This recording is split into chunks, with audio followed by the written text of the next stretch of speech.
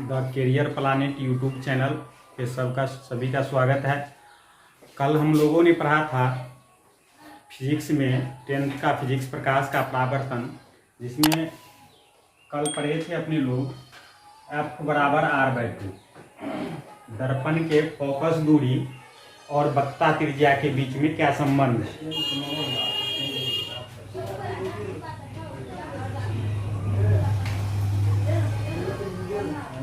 प्रकाश का परावर्तन आज पढ़ लेते हैं। आज साबित कर लेते हैं कि F बराबर r/2 कैसे होता है। तो अवतल दर्पण में साबित करते हैं कि F बराबर r/2 कैसे होता है। क्वेश्चन देगा कि साबित करें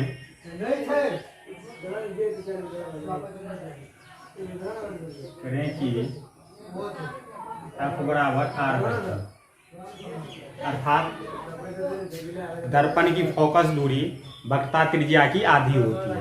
दर्पण की फोकस दूरी वक्रता त्रिज्या की आधी होती है। देख लेते करना क्या है। एक अवतल दर्पण ड्रॉ करना है, बनाना है।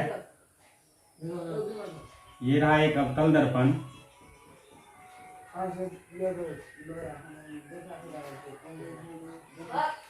ये इसका प्रधान अक्ष,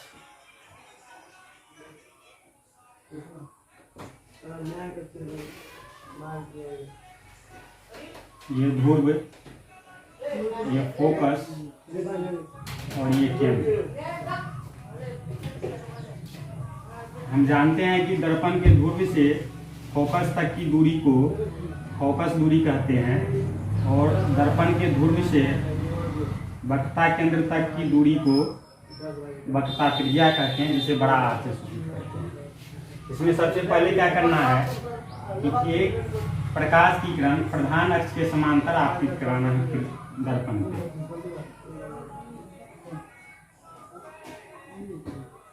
जो कि B से दर्पण के बिंदु B पर आपतित होता है। और आपतित होने के बाद हम जानते हैं कि दर्पण से परावर्तन के बाद आपतित होने के बाद जब प्रकाश की किरण परावर्तित होती है तो फोकस से गुजरती है। कहाँ से गुजरती है? फोकस से। बस इसको हम थोड़ा सा लिख लेते हैं। लिखेंगे, दिया है हमें, माना कि MN एक अवतल दर्पण है।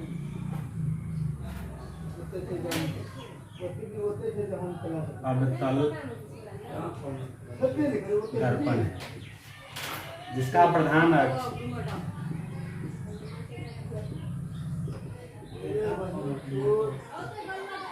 PFC है। प्रधान अक्ष के समांतर एक किरण AB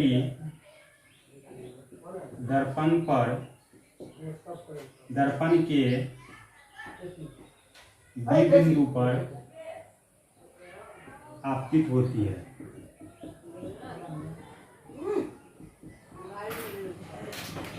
जो परावर्तन के बाद F से गुजरती है।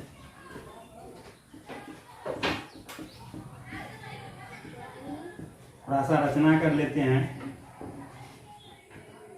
पहले लिख लेते हैं, सीधे करना है कि सीधे करना है कि क्या सीधे करना है। तो फोकस दूरी वक्रता त्रिज्या की आधी होती है, यानी कि F बराबर r/2।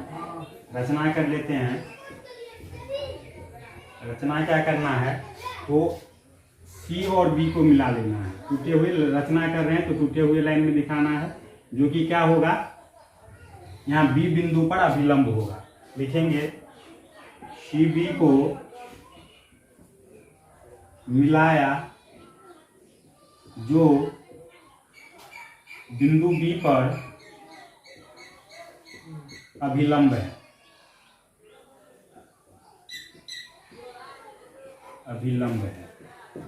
क्या क्या किए, हमें साबित क्या करना है, F बराबर R/2। उसके लिए किए क्या, तो सबसे पहले एक अवतल दर्पण बना लिया। अवतल दर्पण ड्रॉ करने के बाद एक प्रधान अक्ष के समांतर, प्रधान अक्ष मान लिए PFC, एगो फोकस और एगो वक्रता केंद्र, एक वक्रता केंद्र, और प्रधान अक्ष के समांतर एक किरण AB दर्पण पर आपतित कराया, जो परावर्तन के बाद F होते हुए गुजरती है। हमें सिद्ध क्या करना है, ये जो दूरी है इसकी आधी होगी, यानी ठीक। और करना दूसरा रचना क्या करना था, C से B को मिलाया, C और B को मिलाया, जो कि क्या होगा, इस B बिंदु पर अभिलंब होगा, यानी कि ये कोण आपतन कोण हो जाएगा और ये वाला जो कोण है ये क्या हो जाएगा, परावर्तन कोण हो जाएगा।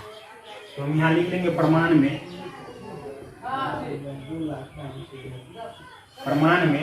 कि बिंदु कोण ABC, लिख लेंगे परावर्तन के नियम से, परावर्तन के नियम से कोण ABC बराबर कोण FBC। क्यों, तो लिख लेंगे चूंकि आपतन कोण बराबर परावर्तन कोण होता है। क्यों, तो ये आपतन कोण हो गया और ये परावर्तन कोण हो गया, और आपतन कोण बराबर क्या होता है, परावर्तन कोण होता है। अब इसको फर्स्ट मान लेना है, लिखना है। अब क्या करना है, तो AB और ये PC, AB और ये PC क्या है, समांतर है, और ये वाली रेखा काटती है। कौन सी रेखा, ये BC रेखा काटती है, इसीलिए ये ऊपर वाला कोण बराबर हो जाएगा इस कोण का, कौन सा कोण, एकांतर कोण, इंटरनल एक्सटीरियर कोण। लिख लेंगे अब AB समांतर PC तथा AB समांतर PC तथा BC रेखा काटती है, BC रेखा काटती है, BC रेखा काटती है, इसीलिए कोण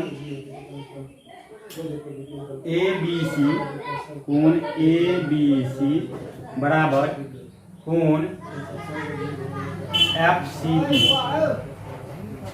FCB।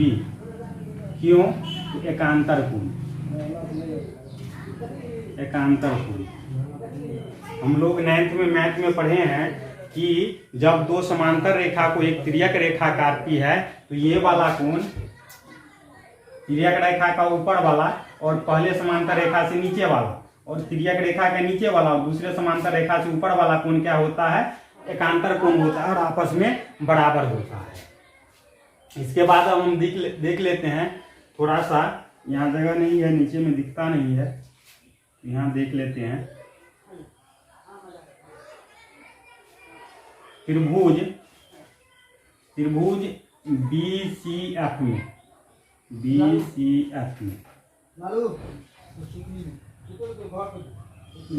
लिख लेना है समीकरण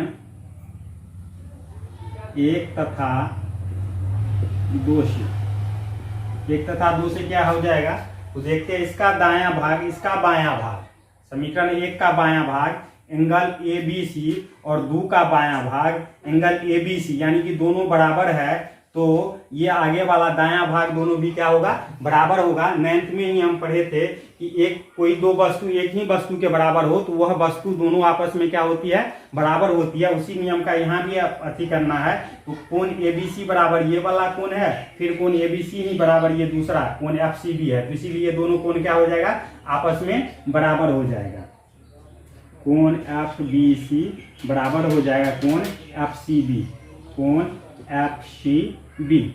अब हम जानते हैं, पढ़े हैं कि अगर किसी त्रिभुज का दो कोण बराबर, किसी त्रिभुज का दो कोण बराबर, तो उस दोनों कोण की सामने वाली भुजा भी क्या होती है, आपस में बराबर होती है। त्रिभुज का अगर दो कोण बराबर है तो उसके सामने का भुजा क्या होता है, बराबर होता है। तो लिखेंगे अतः त्रिभुज BCF समद्विबाहु त्रिभुज होगा, समद्विबाहु त्रिभुज होगा।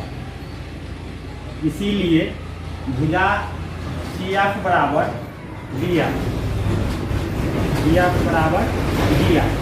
इसलिए कौन सा कोण बराबर है, ये कोण बराबर है इस कोण का, इसकी सामने वाली भुजा ये हो गया CF और इस C कोण की सामने वाली भुजा हो गया BF। तो समान कोण के सामने की भुजा समान होती है। जो त्रिभुज का जो दो कोण समान होता है उसके सामने की भुजा क्या होती है, समान होती है। अब देख लेते हैं, अब मान लेते हैं कि अगर दर्पण का द्वारक बहुत छोटा है तो BP के बहुत ही निकट होगा। लिखना है, यदि एक लाइन लिखना है, याद रख लेना है, यदि इसको तीसरा मान लेना है, यदि दर्पण का द्वारक छोटा हो और BP के बहुत निकट हो, तो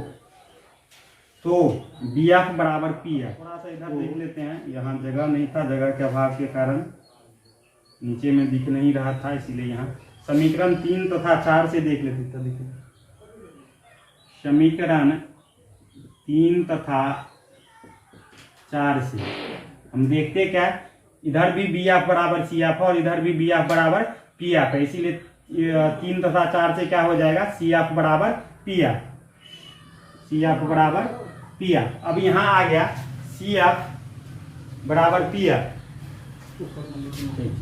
CF बराबर PF, तो हम ये क्या होगी, ये और ये बराबर हो गया, यानी कि ये F जो है ये PC का मध्य बिंदु है, अर्थात F क्या हो गया, PC का मध्य बिंदु, अर्थात ये जो PF है ये PC का आधा होगा। जैसे हम कुछ इस प्रकार लिख लें, CF को हम लिख लेते हैं, ये जो CF है, CF यहाँ तक, CF को हम यहाँ से अगर नाप के लिख ले तो PC घटे PF, PC घटे PF बराबर, इधर इस साइड PF है ही, इधर PF, या PC बराबर PF, इधर माइनस में इधर गया प्लस में PF, या PC बराबर 2PF, या PF बराबर हो गया PC/2। यही हमें साबित करना था, PF क्या है तो F है और PC क्या है तो R है, R/2। अर्थात एक लाइन लिख देना है कि दर्पण में फोकस दूरी वक्रता त्रिज्या की आधी होती है। दर्पण का फोकस दूरी क्या होता है, वक्रता त्रिज्या की आधी होती है। या इसको ऐसे भी लिख सकते हैं R बराबर 2F, दोनों ठीक है। यही हमें साबित करना था, हो गया साबित। एक बार फिर से देख लेते, थोड़ा सा एक बार जल्दी में क्योंकि रिविजन कर लेते, एक बार थोड़ा मैथ टाइप के बनाना है, इसीलिए एक बार फिर से देख लेते हैं। हमें क्या करना था साबित, हमें कोई भी दर्पण में, गोलीय दर्पण में हमें साबित करना था क्या कि फोकस दूरी वक्रता त्रिज्या की आधी होती है। इसके लिए सबसे पहले हमने क्या किया, एक अवतल दर्पण ड्रॉ किया, उसका प्रधान अक्ष डाला, उस पर F और C ले लिया, फिर उस प्रधान अक्ष के समांतर एक रेखा AB गुजारा जो कि परावर्तन के बाद F से गुजरता है, ठीक C और B को मिला लिया जो कि B बिंदु पे क्या है, अभिलंब है। फिर हमने साबित कर लिया कि ये वाला कोण जो है आपतन कोण होगा और ये परावर्तन कोण, ये कोण ABC बराबर कोण CBF जो कि क्या है, परावर्तन के नियम से हम जानते हैं आपतन कोण बराबर परावर्तन कोण हो गया। दूसरा, उसके बाद PC बराबर AB, PC समांतर AB तथा BC रेखा काटती है, इसीलिए ये वाला कोण इस कोण के बराबर क्यों, तो एकांतर कोण। 9th में हम एक अच्छी पढ़े थे कि दो रेखा समांतर हो और एक तीसरी रेखा काटती हो, तो ये जो कोना कोनी वाला कोण है वो क्या होता है, बराबर होता है और उसे एकांतर कोण कहते हैं। उसके बाद फिर समीकरण 1 तथा 2 से देख लेंगे तो क्या होगा, त्रिभुज BCF में आ जाएगा कि कोण सी बी एफ बराबर कोण एफ सी बी, इसीलिए ये त्रिभुज जो है बी एफ सी क्या हो जाएगा, समद्विबाहु त्रिभुज हो जाएगा। जब समद्विबाहु त्रिभुज होगा तो हम जानते हैं कि जो दो कोण बराबर होता है उसके सामने की भुजा भी क्या होती है, बराबर होती है। तो ये कोण बराबर था इसका, तो इसके कोण बी के सामने का भुजा सी एफ बराबर हो गया कोण बी के सामने कोण सी के सामने के भुजा का बी एफ का, बराबर लिख दिए बी एफ। इसे समीकरण नंबर 3 मान दिए। उसके बाद एक चीज याद रखना हमें कि अगर दर्पण का, ये लाइन थोड़ा याद रखना होगा, ये वाला जो नीचे में लाइन लिखा है, यदि दर्पण का द्वारक छोटा हो और बी पी के बहुत निकट हो, दर्पण का द्वारक छोटा हो और ये बी पी के बहुत बहुत निकट हो, तो ये जो बी एफ है ना वह पी एफ के बराबर हो जाएगा। बी एफ क्या है, क्या हो जाएगा, पी एफ के बराबर हो जाएगा। अब समीकरण से 4 मान लिए, समीकरण 3 तथा 4 से क्या हो गया, सी एफ बराबर पी एफ और सी एफ बराबर पी एफ। तो सी एफ को हम लिख सकते हैं सी एफ, यानी कि यहां से पी सी अघट्टे पी एफ, पी सी अघट्टे पी एफ बराबर, आगे में पी एफ है, इधर माइनस में था। हम जानते हैं अलजेब्रा मैथ में क्या होता है, माइनस में है, बराबर के दूसरे साइड ले जाते हैं तो प्लस में हो जाता, साइन चेंज हो जाता। तो इधर माइनस पी एफ था, उधर गया प्लस पी एफ, तो पी सी बराबर 2 पी एफ। अब पी एफ बराबर क्या हो जाएगा, इधर गुना में था, गया बट्टा में, पीसी बट्टा 2। अब पी एफ जानते हैं, पी एफ क्या होता है, एफ होता है, यानी कि फोकस दूरी, और पीसी क्या है, आर है, वक्रता त्रिज्या, तो r/2। इसी को दूसरा उल्टा के लिख दिया। आर का निर्माण कैसे होता है, दर्पण में हमें प्रतिबिंब का निर्माण करना है, प्रतिबिंब बनाना है, तो वह कैसे होगा, सबसे पहले उसके लिए हम रूल देख लेते हैं। कम से प्रतिबिंब को बनाने के लिए कम से कम दुगो परावर्तित किरण को क्या होना चाहिए, एक बिंदु पर मिलना चाहिए। तो हम देख लेते हैं पहले समतल अवतल दर्पण और उत्तल दर्पण दोनों में साथ साथ देखते हैं कि आपतन कोण आपतित किरण कहां पर रहेगी, तो कैसे परावर्तित होगी। हम चित्र बना के देख लेते हैं।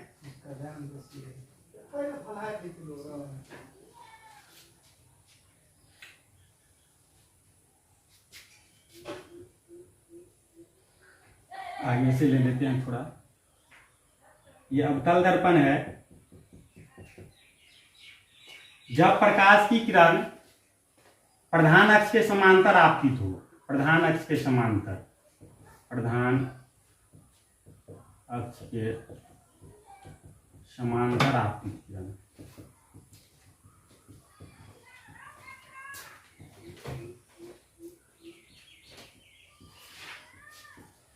जब प्रधान अक्ष के समांतर किरण आपतित होती है तो दर्पण कोई भी रहे, चाहे समतल अवतल रहे या उत्तल रहे, प्रधान अक्ष के समांतर आपतित किरण परावर्तन के बाद फोकस से होकर जाती है।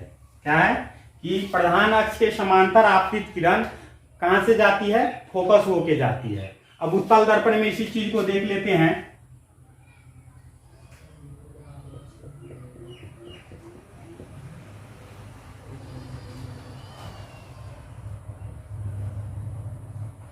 ये प्रधान अक्ष और इसके समांतर जो किरण दर्पण पर आपतित होगी वह परावर्तन के बाद लगेगी कि इसके फोकस से जा रही है। कहां से जा रही है, फोकस से आ रही है। तो हमें पहला क्या याद रखना है कि प्रधान अक्ष के समांतर आपतित किरण कहां से जाएगी, फोकस होते हुए जाएगी। उत्तल दर्पण रहे चाहे अवतल दर्पण रहे, अवतल रहेगा तो भी, उत्तल रहेगा तो भी। यहाँ हम दर्पण का नाम लिख लेते हैं, अवतल दर्पण, और ये उत्तल दर्पण। क्या है, जब प्रधान अक्ष के समांतर किरण आपतित होती है तो फोकस से जाती है, प्रधान अक्ष के समांतर आपतित होती है तो फोकस से आती हुई प्रतीत होती है। दूसरा नंबर देखते हैं कि फोकस के दिशा में आपतित किरण, फोकस की दिशा में आपतित किरण, फोकस की दिशा में आपतित किरण। पहले अवतल में देख लेते हैं फिर उत्तल में देखेंगे।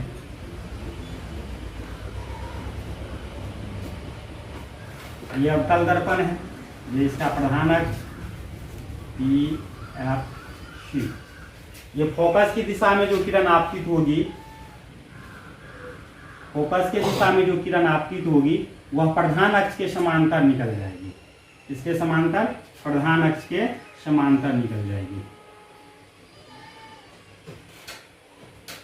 फोकस की दिशा में आपतित किरण क्या होगा, प्रधान अक्ष के समांतर निकल जाएगी। उत्तल दर्पण में देख लेते हैं।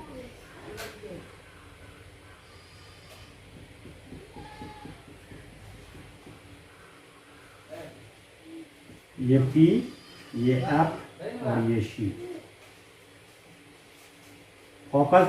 फोकस के दिशा में आपतित प्रकाश की किरण क्या होता है, प्रधान अक्ष के समांतर निकल जाती है। इसे हमें ध्यान में रखना है कि फोकस के दिशा में आपतित प्रकाश की किरण क्या होता है, प्रधान अक्ष के समांतर निकल जाती है। परावर्तन के बाद प्रधान अक्ष के समांतर निकल जाती है। दो कंडीशन अभी तक देखे, एक तीसरा देख लेते हैं। तीसरा कंडीशन देख लेते हैं, जब वक्रता केंद्र की दिशा में आपतित होती है। वक्रता केंद्र की दिशा में, वक्रता केंद्र की दिशा में आपतित किरण। वक्रता केंद्र की दिशा में आपतित किरण देख लेते हैं, पहले अवतल फिर उत्तल में। ये रहा अवतल दर्पण, ये इसका प्रधान अक्ष P, F, C। क्या होता है कि वक्रता केंद्र की दिशा में आपतित किरण उसी पथ पर वापस लौट जाती है। वक्रता केंद्र की दिशा में आपतित किरण क्या होता है, उसी पथ पर वापस लौट जाती है।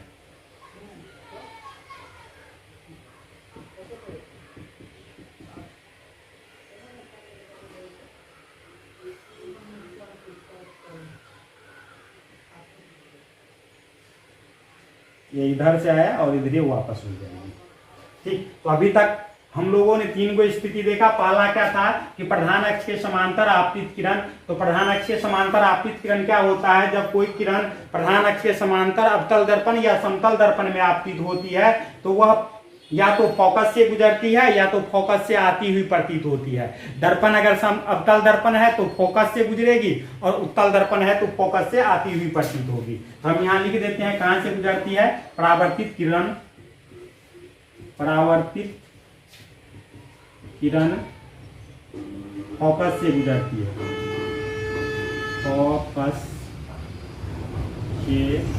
फोकस से गुजरती है, लिख लीजिएगा अपना। दूसरा हमने देखा कि फोकस के दिशा में आपतित किरण। तो फोकस के दिशा में जो किरण आपतित होता है वह क्या होता है, प्रधान अक्ष के समांतर निकल जाती है। चाहे वह दर्पण अवतल हो या उत्तल हो, क्या होता है, फोकस की दिशा में किरण आपतित हुआ तो ये प्रधान अक्ष के समांतर निकल जाएगी। 30 मिनट 30 मिनट हो गया। यहाँ लिख लेते हैं, वो क्या होगा, प्रधान अक्ष के समांतर निकल जाएगी, प्रधान अक्ष के समांतर। और तीसरा देखा कि वक्रता केंद्र की दिशा में, तो वक्रता केंद्र की दिशा में आपतित किरण उसी पथ पर वापस लौट जाती है, उसी पथ पर वापस लौटती है, ठीक। एक और कंडीशन रह गया, चौथा कंडीशन, वह क्या है कि दर्पण के ध्रुव की दिशा में आपतित किरण, ध्रुव की दिशा में आपतित किरण। देख लेते पहले अवतल दर्पण में क्या होता है। अवतल दर्पण क्या होता है, जिसका बाहर से रचित किया हुआ हो, और उत्तल दर्पण जिसका अंदर से हो। ये ध्रुव रहा, ध्रुव की दिशा में आपतित किरण को पहले देख लेते हैं। ध्रुव की दिशा में आपतित किरण क्या होती है, तो ध्रुव की दिशा में जो किरण आपतित होती है वह प्रधान अक्ष के साथ सेम कोण बनाते हुए परावर्तित हो जाती है। जितना बड़ा कोण ये, उतना ही बड़ा कोण ये वाला है। उत्तल दर्पण में भी देख लेते हैं।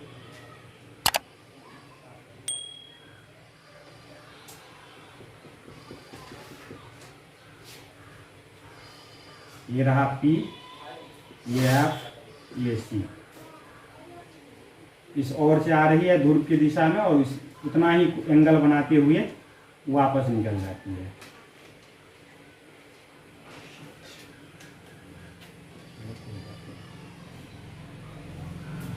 तो हमने देखा कि ध्रुव की दिशा में आपतित किरण क्या होता है, दर्पण से समान कोण बनाते हुए प्रधान अक्ष